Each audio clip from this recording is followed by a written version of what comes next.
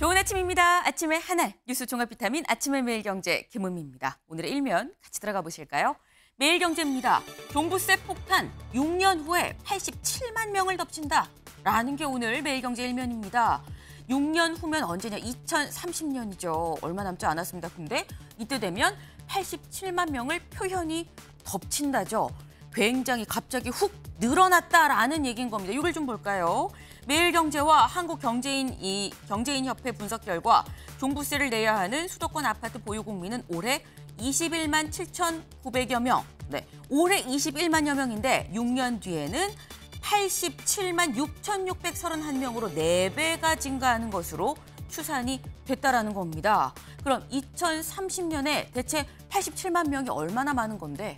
여기 보겠습니다. 11%까지 급증한다. 네.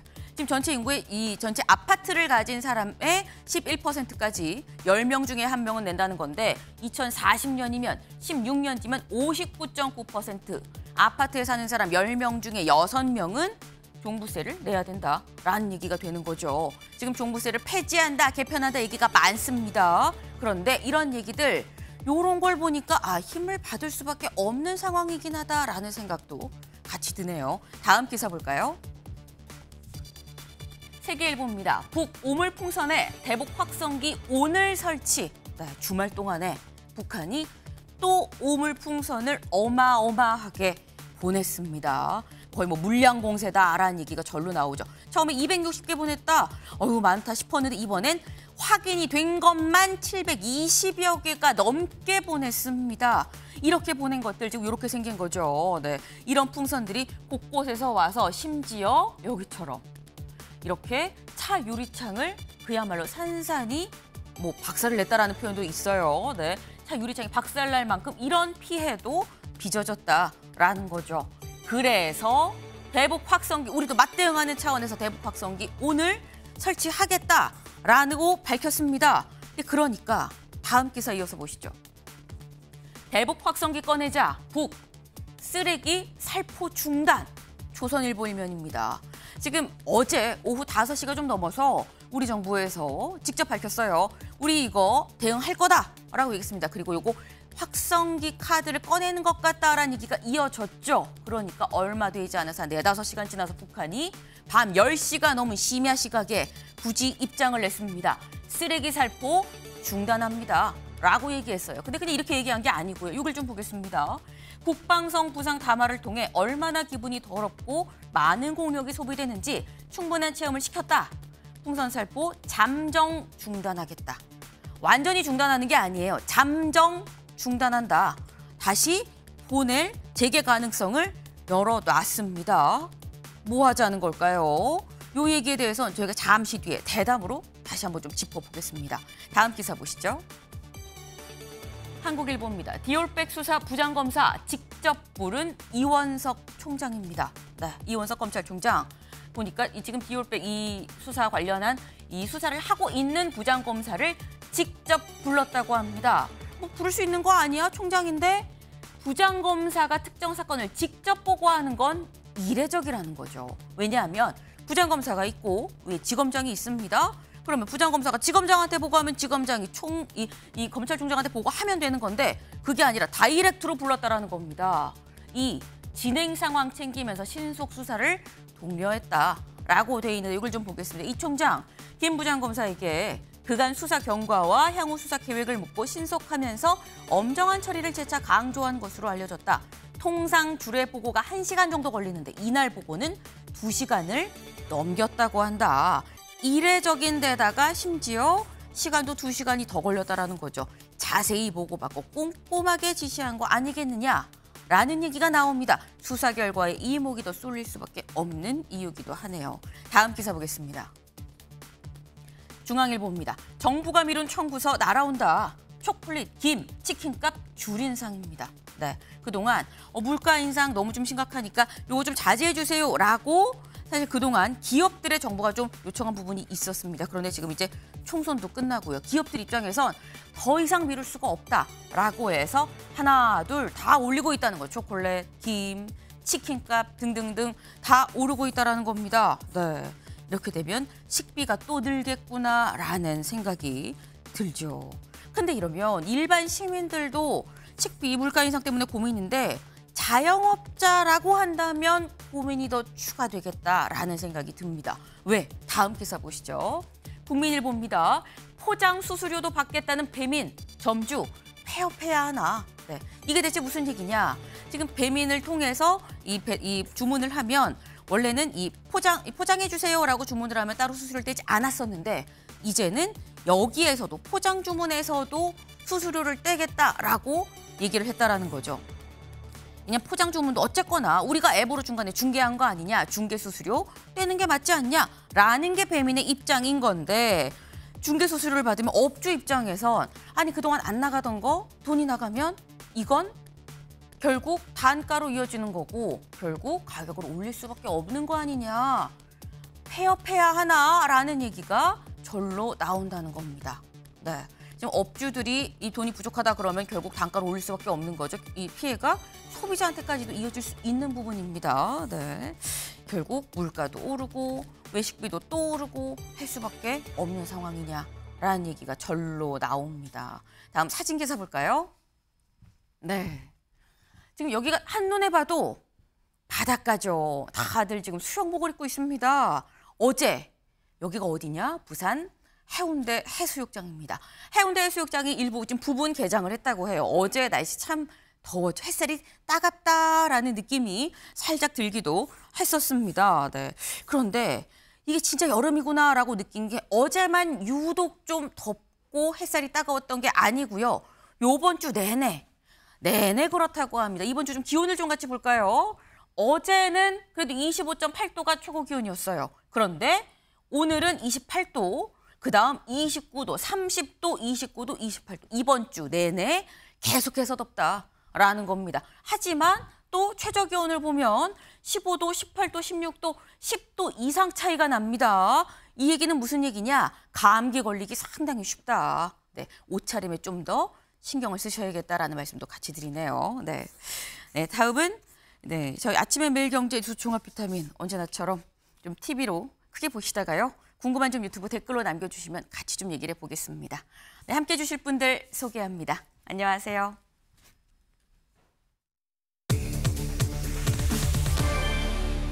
잠정 중단입니다. 기사 같이 볼까요?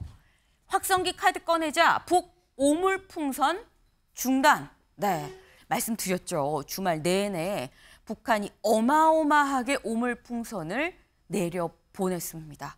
근데 이 풍선들 일단 우리가 확인이 된 것만 720여 개다라고 하는데 북한에서 얘기하는 건 우리 더 보내서 우리 5톤 보냈거든 이라고 얘기를 해요. 굉장히 많이 보낸 거죠. 우리가 이 확인되지 않은 굉장히 많은 오물풍선들이 어딘가에 지금 다 뭐 저 산속 어딘가에 막 있을 수도 있다라는 겁니다. 근데 북한이 이렇게 해서 어제 직접 어제 장호진 국가안보실장이 브리핑을 했습니다. 뭐라고 얘기했는지 직접 들어보시죠.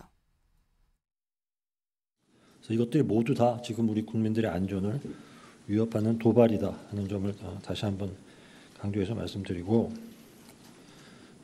오늘 회의에 따라서 우리는 북한이 감내하기 어려운 조치에 착수를 할 것이고 분명히 경고하는데 오물풍선 같은 또는 GPS 교란 같은 도발들을 다시 하지 말라는 점을 북한 측에 다시 한 번 더 경고하고 반복될 경우에 우리의 대응 강도도 더욱 높아질 것이다 하는 점을 말씀드립니다.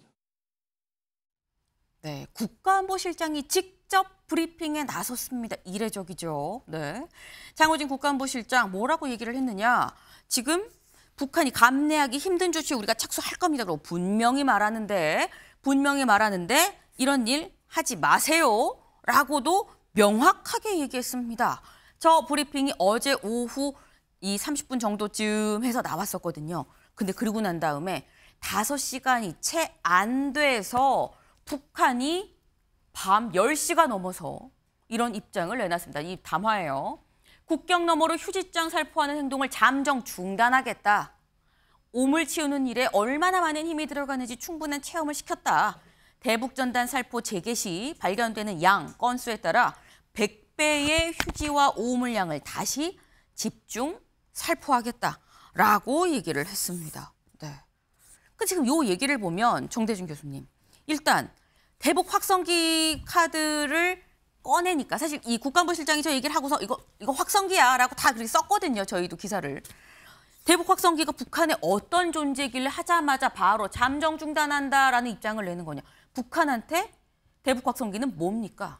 대북 확성기는 지금 평시 상태에서 북한이 가장 뼈아프게 생각할 수밖에 없는 심리전 수단입니다. 그러니까 한 20-30km 이상까지 북한 접경 내로 우리 음악이나 방송 같은 메시지가 들어가게 돼 있어요, 직접적으로. 네. 그러니까 접경 지역에서 이렇게 북쪽의 접경 지역의 이제 주민들은 대부분 한국 음악이나 드라마에 상당 부분 노출이 되어 있는데 네. 아래쪽의 접경 지역의 주민들이나 군인들 특히 우리 그 군사분계선 이쪽에 있는 젊은 북한의 군인들은 한국 음악이나 드라마들 접할 기회들은 많지는 않단 말이에요. 근데 그들한테 직접 한국 음악이 24시간 그냥 계속 방송이 되는 그런 상태입니다. 네. 그러니까 북한 입장에서는 안 그래도 다들 지금 그 북한의 MZ세대, 장마당 세대 지금 사상 통제를 하지 못해가지고 반동 사상 문화 배격법도 만들고 지금 북한 당국이 굉장히 이제 두드러기 반응을 보이고 있는데 접경 지역에 군사분계선 지역에서 직접 군인들이 24시간 한국의 음악과 방송에 노출이 된다.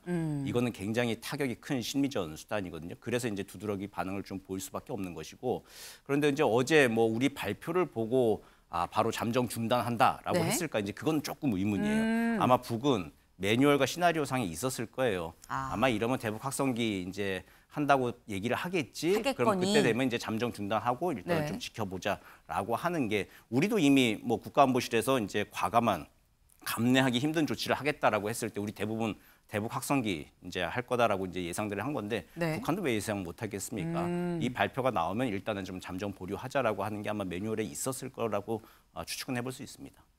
북한이 무서워서 뺀 게 아니라 다 계획상에 한 번 하고 뭐라고 하면 한 번 더 하고 그다음에 쓱 빠지자라는 게 계획상에 있었던 거 아니겠느냐라는 말씀을 하셨어요.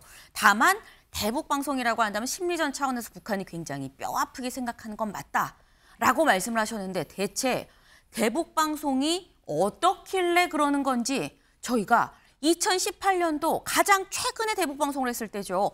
그때 모습을 좀 갖고 왔습니다. 들어보실까요? 김정은은 민주적 절차를 거쳐 북한의 통치자가 된 것이 아니다. 3대에 걸쳐 북한 주민 모두를 정신적인 노예로 만들어 놓고 단지 수령의 아들이라서 나도 수령이 되어야 한다는 전대미문의 세습 독재 체제에 기생하는 자, 인민의 원수일 뿐이다.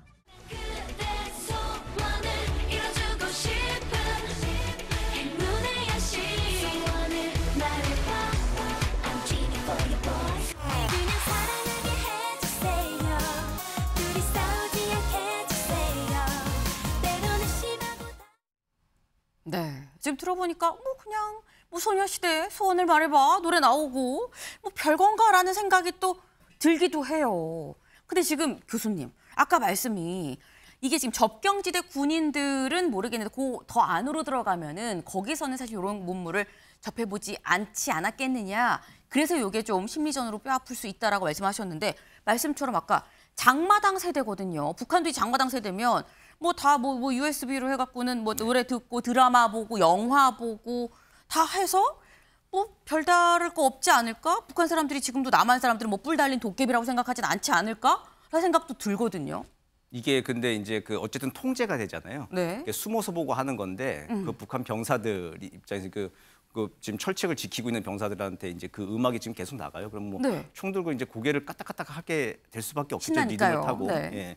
이제 이게 만연하게 되면은 이 접경지대가 이제 군사분계선 일대가 북한 입장에서는 흔들릴 수밖에 없는 것이고 그리고 그걸 접하지 않았던 개성이나 이제 인근 지역에 그러니까 개성이나 인근 지역은 이쪽 평양에 좀 가까운 지역이잖아요. 이쪽은 상대적으로 이제 북쪽에 이제 두만강이나 압록강 지역의 이제 주민들보다는 외부 문물에 그래도 조금 덜 노출되어 있는데 그들까지도 이제 자극을 하게 되는. 물론 그쪽은 아직 충성도가 좀 있는 주민들이 많은 걸로 파악이 됩니다. 네. 여기에 대해서 굉장히 거기도 안 좋게 반응을 하긴 하겠지만 그것도 한 번, 두 번, 세 번, 네 번 계속 이제 무너뜨리게 되면은 이것도 이제 북한 당국 입장에서는 이게 통제하기 힘든 게 되는 거죠. 그리고 이게 또 얼마만큼 뼈 아픈 거냐면 2015년도에 실증이 된 바가 있어요. 네. 목함지뢰 사건이 났을 때 네. 목함지뢰 그게 북한의 도발이다. 라고 이제 판단을 하고 그때 대북 확성기 방송을 재개를 했습니다. 네. 그러니까 이제 그때 북한이 이제 대화를 하자라고 이제 나왔었거든요. 이제 그렇게 북한 입장에서는 굉장히 조금 뼈아프게 생각을 하는 것이고, 그리고 모르겠습니다. 이게 대북 확성기가 이제 실제로 지금 이제 어쨌든 이제 순서 조절을 좀 들어갔을 건데 남북 관계에서 이제 어떻게 또 이제 좀 스파크가 튀면은 패턴상 다시 또 만나게 돼 있거든요. 네. 이게 향후 이제 이게 지금 국면이 대북 확성기 발송이 또 되고 또 우물풍선 보내고 하면서 이게 또 대화 국면으로 넘어갈지는 좀 지켜봐야 되겠습니다만 어쨌든 지금 긴장이 고조되다가 어젯밤을 기점으로 약간 오늘 좀 아침에는 숨을 돌리고 있는 상황 이제 이렇게 보시면 될 것 같습니다. 약간 지금 숨을 돌리고 있는 상황 정도로 볼 수 있을 것 같다라고 말씀하셨는데 우리 정부에서 대북 확성기 카드를 꺼낼 수밖에 없는 상황이 아니었냐라는 얘기가 나옵니다. 왜냐? 그만큼 직접적인 피해가 발생했다는 거죠. 다음 기사 볼까요? 오물풍선 차유리 박살, 인천공항 91분 스톱입니다. 네. 북한 GPS 교란의 군함 등 1,409건의 수신장애도 일어났다라는 거예요. 네. 지금 이 상황으로 보면 좀 이 GPS 때문에 좀 수신장애도 있고 공항이 좀 스톱됐네. 근데 이게 아니라 다음 기사도 좀 이어보시죠. 오물풍선 인천공항 운항 지연, 부천선 폭발해서 트럭의 일부가 불타기도 했다라는 겁니다. 그때 영상들 저희가 좀 봤어요. 보니까 지금 저렇게 지금 트럭이 살짝 검게 그을린 부분이 보이시죠? 이게 풍선이 폭발을 하니까 이게 맞닿은 지금 이 트럭 부분이 트럭이 지금 저렇게 불에 타기도 했다라는 겁니다. 여기서 좀 더 나가면 사실 트럭이 폭발할 수도 있는 거죠. 사실 엄밀히 얘기하면 거기다가 아까 본 저희가 차 유리도 박살 난 걸 저희 같이 보셨고요. 이런 겁니다. 이게 무게가 꽤 있다라는 거예요. 그리고 위에서 떨어지니까 안 그래도 무거운데 거기다 이게 중력까지 작용해서 퍽 하고 떨어지니까 차유리가 이렇게 되는데 그럼 이걸 지나가는 사람이 맞았으면 어쩔 뻔했느냐라는 얘기가 절로 나올 수밖에 없는 거죠. 네. 근데 처음에는 이게 뭐 이렇게 더러운 걸 보네, 저질 공격이네라고 했는데 윤주진 위원님. 예. 이게 안전에도 지금 현재 위협이 된다는 게 지금 보이는 상황인 거거든요. 예. 그럼 이게 확성기는 맞대응인 거고 아예 못 넘어오게는 못하는 거냐라는 얘기가 나올 수밖에 없어요. 글쎄 이제 우리나라에서 과연 이런 소형 풍선까지 격추할 수 있을 정도의 영향을 가진지는 전문가로서 판단을 해야 되겠지만 사실 과거에 우크라이나가 러시아를 공격할 때도 비슷하게 소형 풍선 공격을 시도한 적이 있었고 실제 러시아는 이제 방공망 밖으로 격추를 시켰던 사례도 있었습니다. 네. 근데 이제 이게 만약에 오물이 아니라 저 안에 생화학 무기라든지 정말 무거운 어떤 물체를 넣게 되면은 인명 피해가 상당히 발생할 수가 있고요. 또 확성기 같은 경우는 이제 북한에서도 확성기를 우리에게 이제 트는 경우가 있지만 너무 기능이 떨어져가지고 잘 넘어오지 않는다고 해요. 그래서 북한이 더더욱 확성기에 대한 그런 두려움과 공포심이 있는 것 같은데 확성기를 넘어서 북한의 어떤 이러한 도발을 원천적으로 막을 수 있는 역량을 확보하는 것이 상당히 필요해 보입니다. 예. 원천적으로 막을 수 있는 역량이 있었다면 사실 요번에 아마 그 카드를 썼을 텐데 그렇지 않고 일단 확성기 카드만 꺼냈다는 건 현재로서는 원천 봉쇄하는 거는 좀 어려운 거 아니겠느냐라는 얘기도 그래서 나오고 있습니다. 어쨌든 맞대응으로 해서 꺼낸 카드가 확성기인 거죠. 근데 확성기 어제 밤 10시 넘어서 북한이 잠정 중단할 건데 라고 얘기를 했습니다. 근데 그럼에도 불구하고 그럼 설치를 하느냐라는 거죠. 다음 기사 볼까요? 군 이르면 오늘부터 대북 확성기 설치. 추가 도발된 바로 가동. 이건 조선일보 기사입니다. 조선일보는 일단 이르면 오늘부터 바로 확성기 설치한다. 설치해놓고 한 번만 더 해. 한 번만 더 하면 바로 확성기로 방송할 거야. 라고 한다는 거죠. 근데 다음 기사 보시죠. 한국일보입니다. 한국일보는 강력 반격 카드 준비하던 정부 북 살포 중단에 속도 조절 가능성. 원래 바로 확성기 설치해서 방송하려고 그래도 이거 좀 속도 조절하는 거 아니야? 라는 얘기가 나온다는 겁니다. 약간 이게 좀 보도가 좀 결이 살짝 달라요. 그럼 이거는 교수님, 당장 설치해서 방송을 한다는 건지 아니면 설치하는 걸 잠깐 중단하고 좀 숨을 한 번 고른다는 거지. 뭡니까? 설치하는 것 정도가 지금 속도 조절이겠죠. 설치만 한다. 예, 그렇죠. 이게 대북 확성기가 우리가 이동식, 고정식에서 한 40여 대 정도가 있는 걸로 알려져 있는데요. 네. 이거를 이제 그 우리 군사분계선 지역에 설치하는 것 자체, 이거 이제 군사적 용어로 현시라고 합니다. 프리젠스라고 해서 이제 우리의 군사력을 이렇게 지금 준비돼 있다라는 걸 보여주는 겁니다. 이것도 어쨌든 군사작전, 군사 효과의 일환으로 평가를 하거든요. 네. 그래서 일단 이제 다시 한번 도발하면 바로 틀겠다라고 하는 거 보여주는 것. 이것 자체가 일단은 어쨌든 그 대응을 하는 한 범주에 포함이 되고요. 네. 그리고 지금 어제 밤에 어쨌든 북한이 국방성 부상 이렇게 상당히 조금 이게 격은 좀 낮습니다. 우리랑 권력 구조가 좀 다르기 때문에 네. 국방부 차관 이렇게 다 볼 수는 없고요. 네. 그리고 언제든지 그 상급에서 말을 바꿀 수 있도록 아주 낮은 수위에서 일단 담화를 내놨습니다. 그 국방성 부상이 발표를 어쨌든 했기 때문에 잠정 네. 중단된 상태이기 때문에 지금 일단 설치 군사적으로 현시 효과를 좀 노리면서 그 상황에서 이제 속도 조절을 하는 것. 이제 이게 지금 정부가 택한 수 있는 아마 한 가지 카드가 아닐까 생각됩니다. 일단 확성기를 설치하는 것만으로도 첫 번째 카드를 일단 꺼냈다라고 볼 수 있는 거다. 다만 한 번 더 하면 진짜 방송으로 갈 수도 있게끔 즉각적인 조치가 가능하게 좀 조치를 하니까 그 부분까지도 같이 좀 포함해서 봐야 된다라는 말씀이신 건데, 근데 북한에서 한 게 잠정 중단이었었죠. 보내면 우리는 거기에 건당 100배가 되는 오물량을 보낼 것이다 라고 얘기를 했었어요. 그럼 우리나라에선 앞으로 보낼 계획이 없는 거냐? 있다고 합니다. 네, 볼까요? 네, 박상학 대표가 얘기하길 가수 이명웅의 노래가 담긴 USB 5,000개, 대북전단 20만 장을 담아서 대북 풍선을 날릴 것이다. 남쪽에서 북쪽으로 바람이 부는 남북풍이 예상되는 6일부터, 얼마 안 남았죠? 6일부터 본격적으로 살포를 하려고 한다라고 얘기를 했습니다.